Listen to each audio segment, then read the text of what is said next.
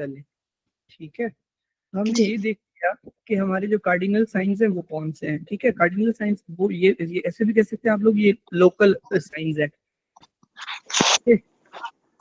Then manifestation acute phase reaction, fever कौन mediate करवाता है? पायरोजेंस, इसमें lipopolysaccharide, gram negative, induce macrophages to release interleukin 1 and TNF alpha, वो COX यानी cyclooxygenase enzyme की activity बढ़ा देते हैं in the perivascular cells of interior hypothalamus, increased prostaglandin E2, increased temperature set point. ठीक है, अब एक चीज बताऊं आपको मैं, जी पैनाडोल है ना, पैनाडोल यस क्या बोलते हैं उसको, उसका जेनेरिक नेम क्या है? एसिटामिनोफेन नहीं एसिटामिनोफेन। ठीक है, एसिटामिनोफेन, स्पेलिंग्स मेरी बहुत कच्ची हो गई हैं। अमीनो, ठीक है, इसको यूएस में क्या बोलते हैं एसिटामिनोफेन को? अगर आपके क्वेश्चन भी आएगा तो क्या लिख के देगा वो आपको? टाइलेनॉल। पैनाडोल को टाइलेनॉल बोलते हैं वहां पे। ठीक है, एक चीज ओके ये। दूसरी चीज ये एसिटामिनोफेन रिवर्सिबली इनहिबिट करता है साइक्लोऑक्सीजनेज को, mostly in the central nervous system, inactivated peripherally. यही रीजन है, ये मस्क्यूलो का टॉपिक है, मस्क्यूलो की फार्मा है। यही रीजन है कि हम लोग पैनाडोल ज्यादा शॉक से यूज करते हैं एज कम्पेयर टू एनएसएड के। कि इसका काम क्या होता है, डायरेक्टली सेंट्रली जाके साइक्लोऑक्सीजनेज को इनहिबिट करेगा, यानी जो आपका पेरिफेरल साइक्लोऑक्सीजनेज होगा वो तो इनहिबिट होगा ही नहीं। हालांकि एस्प्रिन है, उसका भी तो यही काम था, साइक्लोऑक्सीजनेज को इनहिबिट करना। समझ आ रही है मेरी बात? कि why yes acetaminophen is superior to, ये प्रेगनेंसी में देने से कतराते हैं, ये बड़े आराम से देते हैं अम्माओं को कि जाओ पैनाडोल खा लो। क्यों? क्योंकि ये जस्ट आपके सेंट्रल नर्वस सिस्टम में काम करता है, पेरिफेरल में कोई करते नहीं करता। इसीलिए ये हाइपोथैलेमस में थैलेमस में जाएगा, साइक्लोऑक्सीजनेज को बंद करेगा, वहां से प्रोस्टाग्लैंडिन E2 रिलीज नहीं होगा, जो टेम्परेचर सेट पॉइंट होगी वो अपनी जगह पे आ जाएगी वापस नीचे। यानी टेम्परेचर सेट पॉइंट नॉर्मल 37 है तो PGE2 क्या करवाता है, 39 40 41 करवाता है फॉर सपोज। ठीक है, 39 करवाता है। अब हमने क्या किया, ये बंद कर दिया साइक्लोऑक्सीजन, तो PGE2 रिलीज होना बंद हो गया, टेम्परेचर सेट पॉइंट वापस अपनी जगह पे आ गई। क्योंकि अब फीवर नहीं है तो पेन भी कम होगा।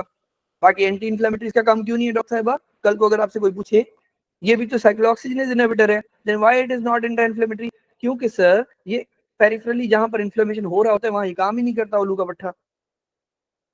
बिल्कुल समझ बात? इसीलिए हम क्या करते हैं, इसको एस्प्रिन की जगह पे यूज करते हैं ताकि रे सिंड्रोम ना हो in children with viral infection. या जनरली ये सेफर ऑप्शन होता है। बच्चों में जी गॉट इट? समझ आ गया ना जो मैं यस इंटीग्रेट करना चाहता था चीज? ओके, पढ़ना आपको इस तरह है असल में, नो डाउट कि इसमें बहुत टाइम लग जाएगा, लेकिन आपको अपनी जो पढ़ाई करनी है ना अगला 1.5-2 महीना इस तरह से करो, कोशिश करके देख लो जो भी बाकी बेहतर लगे।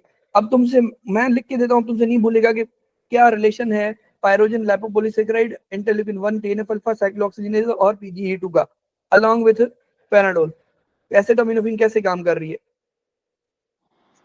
ठीक है, ओके अकल के ताले बोलते हैं जब तुम इंटीग्रेट करना जानती हो। अल्टीमेटली क्या हुआ, ल्यूकोसाइटोसिस कौन करवाएगा, इनका मकसद क्या होता है, increase WBC count, type of predominant cell depends on inciting agent और इंजरी। फॉर एग्जांपल बैक्टीरिया जो है वो आपके न्यूट्रोफिल्स बढ़ा देते हैं, वायरसेस होंगे तो वो आपके लिम्फोसाइट बढ़ा देते हैं। जी सीबीसी में यही चेक करते हैं। Increase plasma acute phase reactants, acute phase reactants क्या होता है, serum concentration significantly change in response to acute and chronic inflammation produced by liver, notably induced by interleukin 6। Plasma acute phase reactants यही होते हैं जो आपके इन्फ्लेमेशन को आगे बढ़ने में प्रमोट करते हैं, मीडिएटर्स होते हैं। जी ठीक है, कॉन्फिडेंस में लाते हैं उसको। acute phase reactants कौन से हैं, जो अपरेगुलेट होते हैं, जो बढ़ाए जाते हैं बॉडी की तरफ से, उनको पॉजिटिव बोलते हैं। जिनको कम किया जाता है उनको बोलते हैं नेगेटिव, उनको करते हैं हम लोग डाउन रेगुलेट। तो जी पॉजिटिव वाले रिएक्टिव प्रोटीन ये एज एन ऑप्सोनिन काम करता है। ऑप्सोनिन क्या होता है, जैसे बेबी को, आपका बेबी हो खिचड़ी ना खाए उस पर केचप लगा के दो तो बेटा खा जाओ। ऑप्सोनाइजेशन क्या होती है, बैक्टीरिया के ऊपर एंटीबॉडी लगता है ताकि आपका जो मैक्रोफेज है वो इजीली उसको इनका फेगोसाइटोसिस या इवन कॉम्प्लीमेंट जो वो वहां पर फिक्स हो जाती है। इवन फेगोसाइटोस जो है वो जल्दी हो जाता है। ठीक है, measured clinical is non specific sign of ongoing inflammation. कोई भी इन्फ्लेमेशन होगा उसकी उसमें आपको सी रिएक्टिव प्रोटीन मिल सकती है, सिंपल एज दैट। ओके ये नॉन फेरेटिन क्या होता है? Binds and sequesters iron to inhibit microbial iron scavenging. क्योंकि जो आपका बैक्टीरिया है उसको आयरन चाहिए अपनी ग्रोथ के लिए, आपने क्या सहनप की, आपने क्या इंटेलिजेंस दिखाई, फेरेटिन से अपना जो आयरन था वो संभाल के रख लिया। ठीक है, जी ये ऐसे आपके घर में टेररिस्ट आपको हाईजेक कर ले और आप अपने घर का खाना छुपा लो कि इनको खाना नहीं मिलेगा, बाहर निकलेंगे और फौजी इनको मारेंगे। जी ठीक है, फिब्रिनोजिन क्या काम क्या होता है? कोएगुलेशन फैक्टर होता है, प्रमोट करता है एंडोथेलियल रिपेयर को, कोरिलेट विद ईएसआर। एक चीज याद कर ले डॉक्टर साहिबा कि जब भी आपकी बॉडी में इंजरी होगी वहां पर, यानी आपकी जो रप्चर होगा, इंजरी होगी, कुछ होगा, कोलेजन एंडोथेलियल सेल की अगर वहां पर शो हुई तो आपके जो कोएगुलेशन कैस्केड होगा एक्टिवेट हो जाएगा वहां पे। बिल्कुल। ठीक है, हेप्टोग्लोबिन समझ ले, मैंने आपको ये वो क्या कहते हैं अलादीन का चिराग दे दिया ये बात हेमेटोलॉजी के लिए कि कोलेजन का एक्सपोजर और वहां पर आगे प्लेटिलेट टच हो जाए।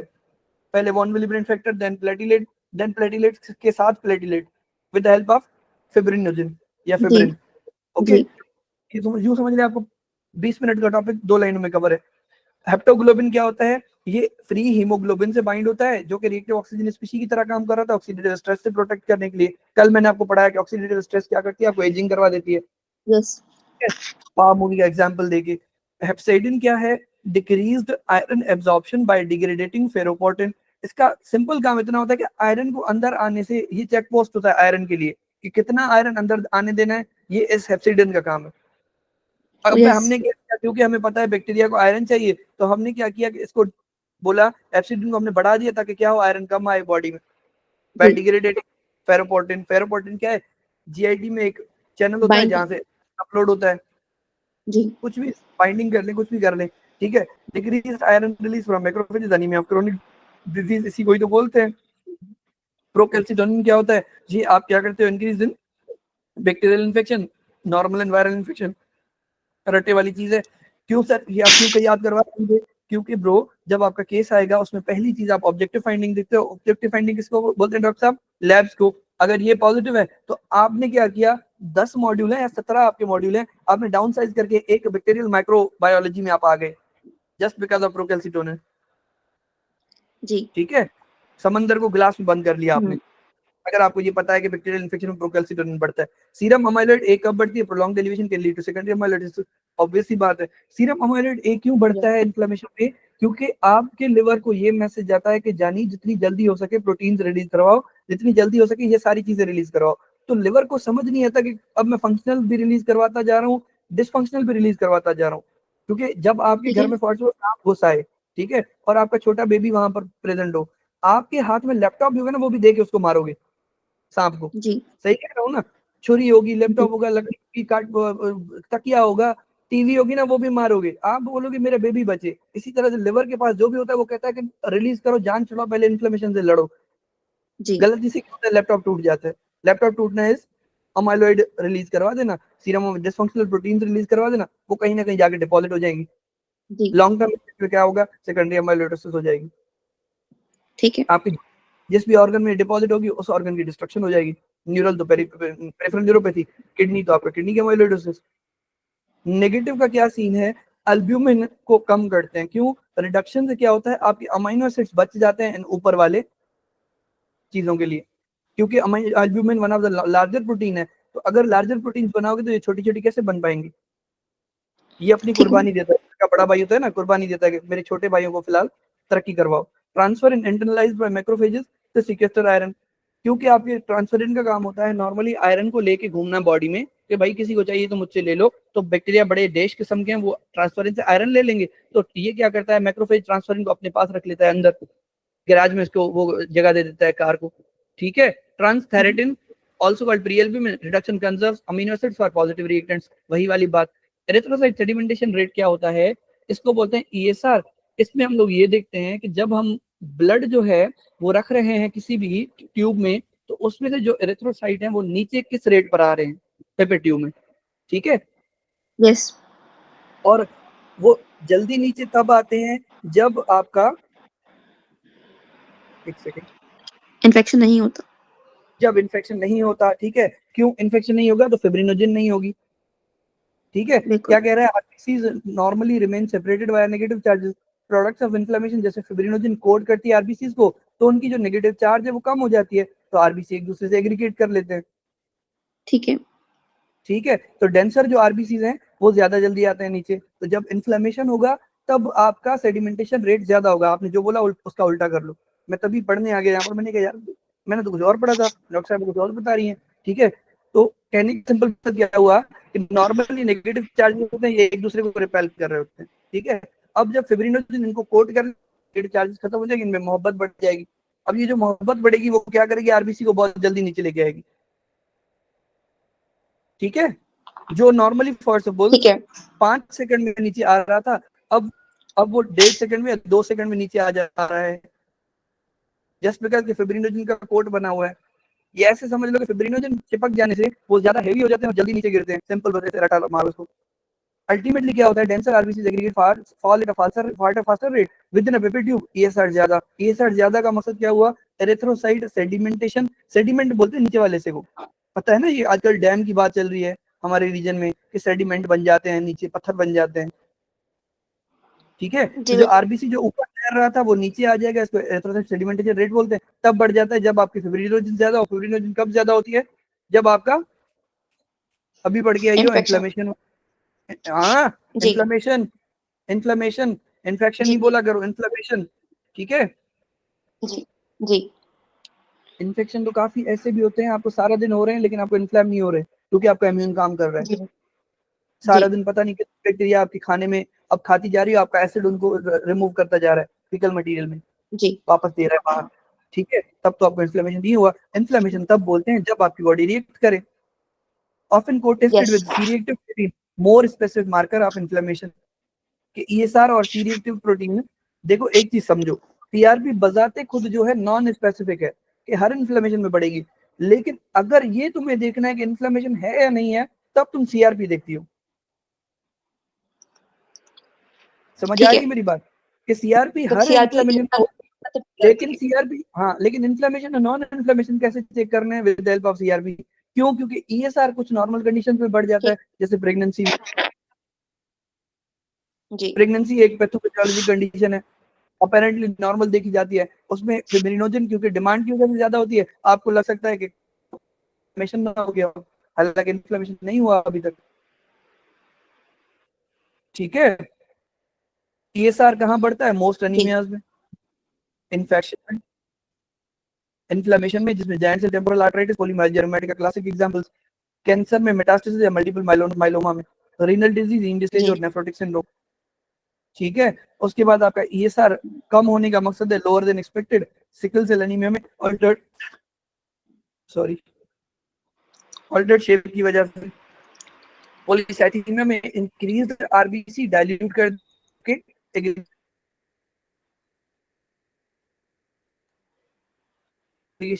को। अब क्योंकि आरबीसी ज्यादा होंगे तो नेगेटिव चार्जेस ज्यादा होंगी, नीचे आने में बहुत ज्यादा टाइम लगेगा। जी ठीक है, बिल्कुल। अब ये याद करने वाली चीजें, इनमें कोई भी रैपिड साइंस है नहीं, जो कॉन्सेप्ट था वो तुमने देख लिया कि भाई ठीक है। अगर आपका आरबीसी फिब्रिनोजन से ज्यादा होगा तो उसकी नेगेटिव चार्जेस कम हो जाएंगी और वो जल्दी नीचे गिरेगा एट ए फास्टर रेट। अगर वो ज्यादा टाइम ले रहा है गिरने में तो ईएसआर कम होता है, सिंपल एज दैट। जी टाइम कम ईएसआर ज्यादा। बस तुमसे ये नहीं पूछेगा कॉन्सेप्ट, तुम क्योंकि लैब टेक्नीशियन थोड़ी ना हो, तुम डॉक्टर हो वहां पे जाके, तुम्हारा काम है डायग्नोसिस करना। समझ आ रही है, तुम्हारा काम है ट्रीटमेंट लिख के देना। ये चीजें तुम्हारा डोमेन है, उस ठीक। हिसाब से सोचो कि अब सवाल क्या बनता है। कभी यूवर ने तुमसे पूछा है कि रेट्रोसेडिमेंटेशन रेट का क्या कॉन्सेप्ट है, कभी भी नहीं पूछेगा। हाँ, ये पूछेगा कि कौन सी कंडीशन है जिसमें रेट्रोसेडिमेंटेशन रेट जो है बढ़ा हुआ आता है, वो फिर आगे पूछेगा प्रेगनेंसी में। ओके, अक्यूट इन्फ्लेमेशन क्या होता है, transient and early response to injury और infection characterized by neutrophils in the tissue, often with associated edema। Rapid onset seconds to minutes में होता है, short duration minutes to days के लिए होता है, represents a reaction of innate immune system, less specific response than chronic inflammation. इस line का मकसद थोड़ा बताओगी मुझे। अच्छा। जो हमारा फर्स्ट लाइन रिस्पॉन्स होता है वो क्रॉनिक इन्फ्लेमेशन में कम हो जाता है, जो हमारा हाँ, फर्स्ट लाइन डिफेंस है ना। पता नहीं तुमने ये कैसे इंटरप्रेट किया है, चलो मैं करता हूँ उसको। सुनो, स्किन है ना आपकी स्किन, अब मुझे बताओ क्या जी स्किन जो है वो कभी कभी कहता है कि मैं वायरस को प्रोटेक्ट करूंगा तो बैक्टीरिया को नहीं करूंगा, या पोलन को नहीं करूंगा तो डस्ट को नहीं करूंगा। स्किन के लिए सब बराबर नहीं होते हैं। जैसे जी तुम्हारे लिए, जैसे आपके लिए आपके 3 बेबीज हैं, 5 बेबीज हैं, 8 बेबीज हैं, या 8 भाई हैं आपके घर में, आठों के 8 से एक तरह की मोहब्बत है। तो आपकी जो मोहब्बत है वो नॉन स्पेसिफिक है, लेस स्पेसिफिक है। समझ आ रही है मेरी बात? कि जो इनेट इम्यून सिस्टम होता है, जैसे म्यूकस मेम्ब्रेन है, मेरी सलाइवा है, क्या सलाइवा देखती है कि जो पार्टिकल है वो बैक्टीरिया है, जी क्या भी है, वो सबको न्यूट्रलाइज करने की कोशिश करती है अल्टीमेटली। तो वो उसको कहते हैं लेस स्पेसिफिक, इनेट इम्यून सिस्टम का, कि वो उसके सामने जो भी आएगा वो उससे लड़ पड़ेगा। लेकिन अगर कोई चीज, कोई ऐसा इम्यून रिस्पॉन्स जैसे एडेप्टिव इम्यून रिस्पॉन्स जिसमें लिम्फोसाइट वगैरह आते हैं, या क्रोनिक इन्फ्लेमेशन होता है, तो वहां पर क्या होता है, वो देखता है, सिलेक्ट करता है कि भाई अब कौन सा खास माइक्रोब है, उसके खास माइक्रोब के अगेंस्ट खास चीजें मुझे इस्तेमाल करनी है। ठीक है फॉर सपोज वायरस के अगेंस्ट लिम्फोसाइट्स, बैक्टीरिया के अगेंस्ट न्यूट्रोफिल्स। ठीक है तो समझ रही हो ना मैं जो समझाना चाहता हूँ? या प्लाज्मा सेल से जो ऐसी बैक्टीरिया जो इनकैप्सुलेटेड है, जी streptococcus pneumonia, haemophilus influenza type B, या आपका जो थर्ड वन होता है कौन सा होता है, नाइजीरिया मेनिंजाइटिस। ठीक है, हाँ ये 3 इनकैप्सुलेटेड बैक्टीरिया होता है, इनको किल करने के जी लिए नॉर्मल वैक्सीन काम नहीं कर पाता, इसीलिए इनके ऊपर एंटीबॉडी बाइंड करवानी होती है, C3b से ऑप्शन बाइंड करवानी होती है। अब ये क्या है, ये स्पेसिफिक रिस्पॉन्स है, ठीक है तो काम कर रही है, समझ आ रही है ना? ये बिल्कुल represent reaction of innate immune system, जो कि लेस स्पेसिफिक होता है, भेदभाव नहीं करता। इसके सामने जो भी आएगा अक्यूट इन्फ्लेमेशन के सामने, ये सबको जो है ना रोकेगा अंदर आने से। लेकिन जो क्रोनिक इन्फ्लेमेशन होगा वो सॉर्ट करता है, प्रोग्रामिंग करता है कि भाई अब चल क्या रहा है मसला, उस पर काम करूँ ना। फॉर एग्जाम्पल आपकी 4 बेबी हैं, 3 बहुत होशियार है पढ़ने में, ठीक है, एक जो छोटा बेबी है वो ध्यान नहीं लगा था पढ़ाई में, अब आपने क्या किया, दिन के आपके पास 4 घंटे, तो 3 घंटे आपने छोटे बेबी को दे दिए, 1 घंटे बाकी 3 बच्चों को दे दिया। अब इसको कहते हैं स्पेसिफिक रिस्पॉन्स। ठीक है ठीक है, स्टिमुलाई में क्या है, infection, trauma, necrosis, foreign body. अब ये बताने की जरूरत थोड़ी ना, ये सारे स्टिमुलाई हैं, ये सब अक्यूट इन्फ्लेमेशन को ट्रिगर कर सकते हैं। मीडिएटर्स क्या होते हैं, टॉल लाइक रिसेप्टर। कौन से सेल पर कौन सी चीज पर टॉल लाइक रिसेप्टर होता है, मैक्रोफेजेस के ऊपर। हमारे जी एंटीजन प्रेजेंटी सेल के ऊपर बिल्कुल ठीक है, उसके बाद arachidonic acid metabolites, you know about it, कि प्रोस्टाग्लैंड पर जो वो कॉक्स वाला मैकेनिज्म पढ़ते हैं, वो शुरुआत एराकिडोनिक एसिड से ही होती है मस्कुलो की फार्मा में। याद आ रहा है ना कुछ? जी सर बिल्कुल सुन रही हूँ सुन तो रही है, याद आ रहा है जो मैं बता रहा हूँ, ये वाला एराकिडोनिक एसिड यहाँ से शुरू होता है ना, ये एराकिडोनिक एसिड से, देखो ये सब एराकिडोनिक एसिड के मेटाबोलाइट होते हैं, प्रोस्टाग्लैंडिन सारे, thromboxane A2, LTC4, LTD4, LTE4। ठीक है ओके, जी जी ध्यान दो मेरी तरफ, और बेबी को जो ना बाहर भेजो, पढ़ो, इधर ध्यान दो। एराकिडोनिक एसिड मेटाबोलाइट्स, न्यूट्रोफिल, मुझे सुनना नहीं चाहिए, मुझे आपका समझना चाहिए, ठीक है। Arachidonic acid metabolites, neutrophil, eosinophil, antibody, pre existing वाली, मास्ट सेल्स हो, बेसोफिल्स हो, कॉम्प्लीमेंट हो, हैगमैन फैक्टर, फैक्टर 13, फैक्टर 12। ठीक है, ये वही हैगमैन फैक्टर है जो क्लॉटिंग कैस्केड में काम आता है आपको। ये सब चीजें ऐसी हैं जो आपके अक्यूट इन्फ्लेमेशन के मीडिएटर है। ये याद रखना, एंटीबॉडीज प्री एग्जिस्टिंग वाला, ये सर बहुत काम आएगा। ठीक है दिमाग के ताले जो है ना साइड वाले खोल के इसको वहां पर रखो। Pre existing antibodies always play their role in acute inflammation. The existing antibodies always play their role in acute inflammation. ठीक ठीक है है। यस टर्म इन्फ्लेमोसोम क्या होता है, साइटोप्लाज्मिक प्रोटीन कॉम्प्लेक्स है जो रिकॉग्नाइज करता है डेड सेल की प्रोडक्ट्स को, माइक्रोबियल प्रोडक्ट्स को, क्रिस्टल्स को, जैसे यूरिक एसिड क्रिस्टल्स हो गए, और उनके अगेंस्ट क्या करता है, एक्टिवेशन ऑफ इंटरल्यूकिन 1 और इन्फ्लेमेटरी रेस्पॉन्स जनरेट करता है। यानी ये एक कॉम्प्लेक्स है जो क्या करता है, देखता है कि कोई डेड सेल तो नहीं पड़ा, ठीक है कोई क्रिस्टल तो नहीं पड़ा, कोई माइक्रोबियल प्रोडक्ट तो नहीं पड़ी, अगर पड़ी होगी तो इंटरल्यूकिन 1 रिलीज करवाएगा, उससे क्या होगा, इन्फ्लेमेटरी प्रोसेस होगा वो एक्टिवेट होगा, और जब जब इन्फ्लेमेटरी प्रोसेस हो तो एक्टिवेट होता है तो सराउंडिंग टिश्यू भी डैमेज हो जाता है। इसका कोई एग्जांपल देना चाहेंगे मुझे क्रिस्टल वाले केस में? सर गाउट जो होता है हमारे पास गाउट जो होता है हमारे पास, गाउट में तो आपको पहला आपके जो स्टूडेंट होगा इंशाल्लाह, एक दिन आपका कोई स्टूडेंट आपसे पूछेगा कि मैम गाउट में तो यूरिक एसिड के क्रिस्टल बन रहे हैं, तो उस जो बंदा है उसके गोडे क्यों खराब हो रहे हैं, आर्थराइटिस क्यों हो रही है उसको? क्योंकि बेटा यूरिक एसिड को देख के इन्फ्लेमोसोम इंटरल्यूकिन 1 और इन्फ्लेमेटरी कैस्केड स्टार्ट कर देता है, जिससे क्या होता है कि आपके, वो कहते हैं कि सूखों के पीछे हरे भी जल जाते हैं। जी ठीक है, कि आपके जो सूखे थे, यानी जो ये यूरिक एसिड को किल करने के लिए जो चीजें आपने बनाई थी, वो आपकी अपने टिश्यू को भी डैमेज कर देती हैं, जिसकी वजह से आपको पोडेग्रा भी हो जाता है, नी की आर्थराइटिस भी हो जाती है। जी सर, स्क्रीन नहीं आ रही। स्क्रीन नहीं आ रही, देते हैं स्क्रीन, कोई मसला नहीं है। ये कभी कभार नेट जो है ना ड्रॉप हो जाता है तो ऐसे करता है। स्क्रीन शुरू से नहीं आ रही, अभी ड्रॉप हुई? नहीं, अभी ड्रॉप हुई है। कोई मसला नहीं है, आ जाएगी। देख लें जी अब अब आ रही। आपको मेरी स्क्रीन। जी जी अब आ ओके, रही। Perfect, good good good. चलिए जी, उसके बाद क्या है, आपको इन्फ्लेमेसोम समझ आ गया? बिल्कुल। याद रखिएगा इसको, स्टार जी स्टार मार्क लगा ले अपने उस पे, बुक पे जी जल्दी। एक दिन आपने मुझे दुआएं करनी है इंशाल्लाह इसके लिए, जो ये जो मैंने समझाया आपको। जी ओके, चलें। एक और चीज पूछूं मैं आपसे, यूरिक एसिड का जो गाउट है उसका ट्रीटमेंट कॉल्चिसिन क्यों होता है, आपको क्या पता है इसके बारे में? सर, कॉल्चिसिन भी इन्फ्लेमेशन को कम करता है ना। कैसे? ये तो ऑब्वियस सी बात है ना यार। देखो, ये तो ऐसे जवाब ना दिया करो ना कि अ, जाहिर सी बात, एक चीज इन्फ्लेमेशन की वजह से हो रही है तो ऐसी ड्रग देंगे जो कि इन्फ्लेमेशन को कम करती हो। कॉल्चिसिन क्या है, माइक्रोट्यूबुलर इनहिबिटर है। उससे क्या जी होता है, जो आपके न्यूट्रोफिल हैं, जो आपके मैक्रोफेजेस हैं, वो ट्रेवल नहीं करके आ सकते यहाँ पर। ओके। ठीक है ठीक ठीक है, है। और ये काम जो इंटरल्यूकिन 1 और इन्फ्लेमेटरी रिस्पॉन्स करवा रहा था कीमोकाइन वाला, वो अब नहीं हो पाएगा, सिंपल एज दैट। हम्म। और ये बहुत ज्यादा इंपॉर्टेंट बात है। वंस अगेन ये इंटीग्रेशन कहलाती है। जी सर, स्क्रीन दोबारा चलिए। हाँ, मैं देता हूँ स्क्रीन सबर कर, सिर्फ एक सेकंड। पता नहीं क्या इशू है स्क्रीन के साथ, क्यों जा रही है, हालांकि नेट तो बिल्कुल ठीक चल रहा है। चलें देखते अब हैं। आप अब आ ये गई। स्क्रीन देख। हाँ, कॉल्चिसिन के बारे में पढ़ें, क्या लिखा हुआ, binds and stabilises tubulin to inhibit microtubule polymerisation, impairing neutrophil की कीमोटैक्सिस एंड डिग्रेनुलेशन। अब आपने तो कहा था मस्कुलो, आपको पढ़ा हुआ है। ठीक है, फार्मा के जो ड्रग के मैकेनिज्म ऑफ एक्शन है, ऐसे याद रखो जैसे तीनों बच्चों के नाम याद हैं। ठीक है, तो नींद में भी पूछे तभी पता होंगे, अब्बा और अम्मा के नाम याद है जैसे मुझे। जी फार्मा के मैकेनिज्म और एडवर्स इफेक्ट इतने ज्यादा इंपॉर्टेंट है, अगर आपको एग्जाम पास करना है, अगर ये सब याद नहीं है तो एग्जाम की डेट डिले कर दो। अभी वैसे 2 महीने इनफ है, हो जाएगा, 10 दिन का काम है फार्मा को पढ़ना। ठीक है, 8 दिन का काम है। खैर, कॉल्चिसिन का मैकेनिज्म ऑफ एक्शन क्या, न्यूट्रोफिल कीमोटैक्सिस एंड डिग्रेनुलेशन, कि भाई उसको रोकना। कैसे रोकोगी, माइक्रोट्यूब्यूल की डिपोलिमराइजेशन को रोक के। ठीक है, जी समझ आ गई? जी आ गई। ओके।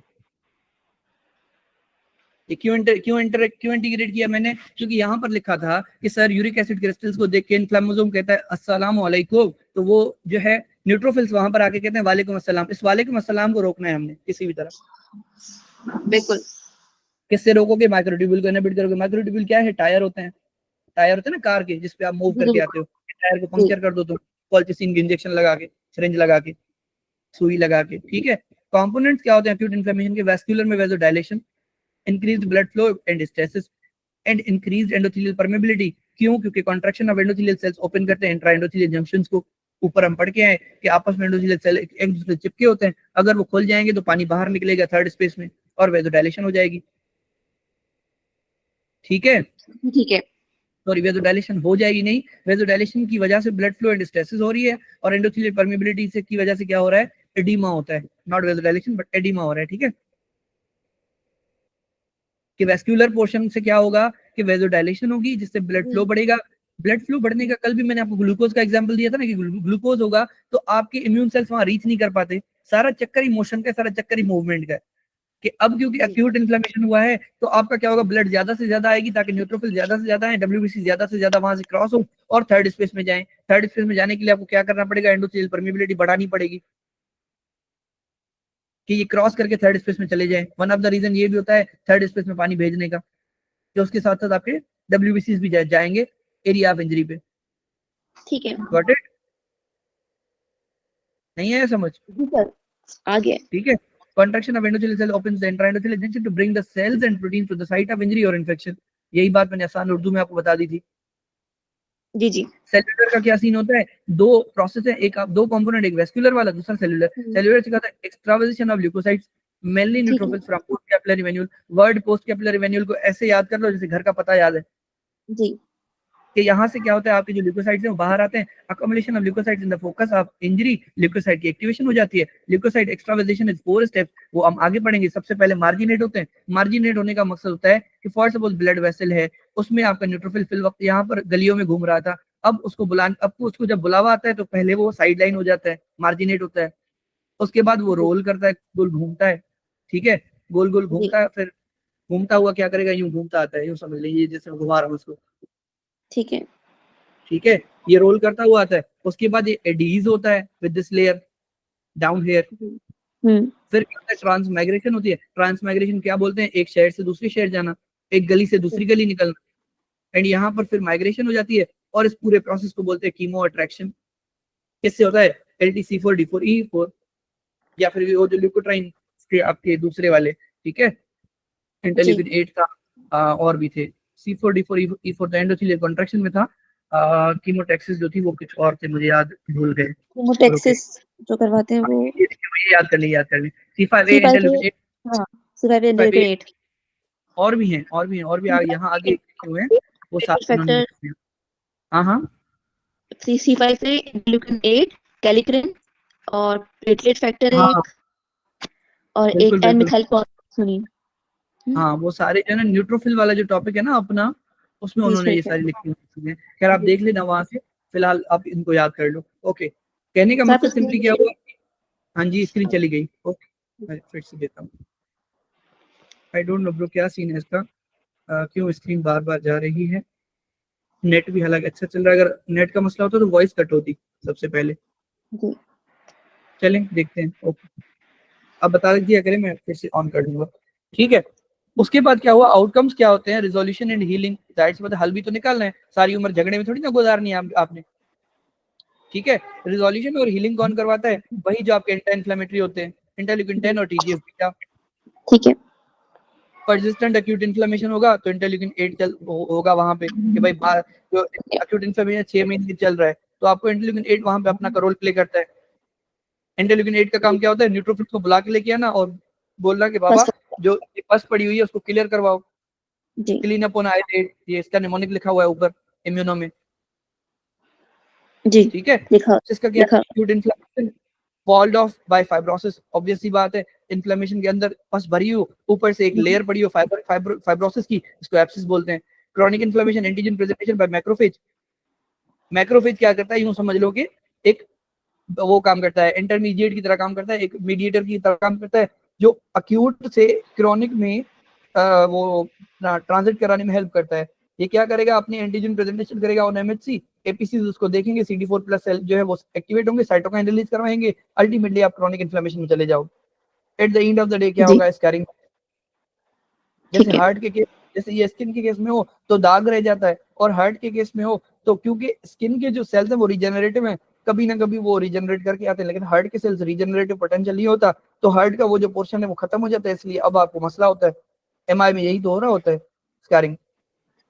बिल्कुल सर। अच्छा पति मुझे सवाल याद नहीं आ रहा है, लेकिन जैसे हम्म, मैक्रोफेजेस तो आ गए, उन्होंने अपना काम कर लिया, तो डेंड्राइटिक सेल हैं वो कब एक्टिवेट होते हैं और वो कैसे काम करते हैं, मुझे क्वेश्चन अभी याद यही नहीं आ रहा। काम है, यही काम है जो एंटीजन प्रेजेंटेशन का, जहाँ मैक्रोफेज जस्ट सिंप्लीफिकेशन के लिए हम लोग यूज करते हैं, समझे इस बात को। ठीक जो है। अदर एपीसी उन्होंने बोला है ना, ये काम इसी का होता है, डेंड्राइटिक का ही, ठीक है। ओके। हाँ ये अलग बात है कि डेंड्राइटिक सेल ज्यादातर स्किन में होते हैं, मैक्रोफेजेस ओवरऑल ब्लड में होते हैं, मतलब मैक्रोफेजेस मोनोसाइट ओवरऑल ब्लड में होते हैं, जब साइट ऑफ इंजरी पे ठीक है। जाते हैं तो ये मैक्रोफेज बन जाते हैं। अगर यही सेल ब्रेन में हो ठीक तो है। माइक्रोग्लिया बोलते हैं, बोन में हो तो ऑस्टियोक्लास्ट जी बोलते हैं, लिवर में हो जी तो कपफर सेल बोलते हैं, लंग में हो तो जी एल्वियोलार जी मैक्रोफेज बोलते हैं। ओरिजिन एक ही है, जी काम एक ही तरह का है, लेकिन नाम अलग अलग है, जी।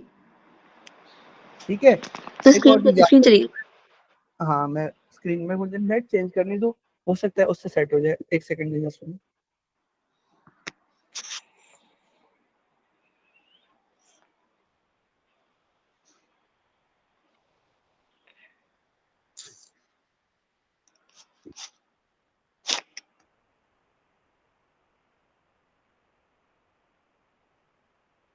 इसमें कोई इशू हो रहा है कि ये जो फर्स्ट एड वाली वो है ना स्क्रीन, ये इसको नहीं पिक कर पा रहा, मुझे एक सेकंड में सेट करता हूँ।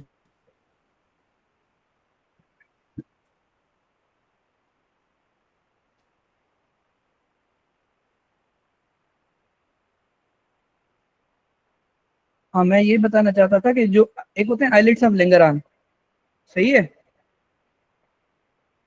डॉक्टर साहिबा? हेलो। जी सर, आयरन लैंगरहान सेल, ये एक होते हैं हेपेटाइटिस सेल आइलेट, होते हैं ना? हाँ एक होते हैं आइलेट्स ऑफ लैंगरहान जो आपके होते हैं पेनक्रियास में, से आपका बीटा सेल से इंसुलिन बनता है, सही है, ऑफ पेनक्रियास में बहुत ज्यादा होते हैं। दूसरा होता है जी, लेंगहान सेल, वो जो लेंगहान होते हैं वो एपीसी होते हैं। ये दोनों ठीक आपको है, कंफ्यूज करेंगे, इसलिए मैंने आपको ये बता दिया, सही है। सही है। तो डेंड्राइटिक सेल का सेम वही काम है जो मैक्रोफेज का काम है, एंटीजन प्रेजेंटेशन करना वया एमएससी हाँ एमएससी2 की तरह। हाँ, कि डेंड्राइटिक सेल का स्पेसिफिक काम ही एंटीजन प्रेजेंटेशन है। और आपके 4 एंटीजन प्रेजेंटिंग सेल्स होते हैं, एक बी सेल, दूसरा डेंड्राइटिक सेल, तीसरा लेंगहान सेल, चौथा ये मैक्रोफेज। जी, जी। लेंगहान और ठीक। आइलेट ऑफ लैंगरहान में बच्चे कंफ्यूज हो जाते हैं, इसलिए मैंने आपको हुँ, अलग करके दे दी। जी। और अगर आप देखोगी, एक चीज होती है लेंगहान सेल हिस्टियोसाइटोसिस, याद है? वो स्किन में जो होता है। हाँ हाँ हाँ, वो स्किन में जो होता है, जिसमें CD55A मिलता है मेरे ख्याल से, ये वाला, ये वाला आपकी स्क्रीन नहीं आ रही। CD1A। हाँ देता हूँ, स्क्रीन को करता हूँ कुछ। मैं कॉल कट करके फिर से ज्वाइन करूँ, आप यहीं पर रहें, जी। आप इसी कॉल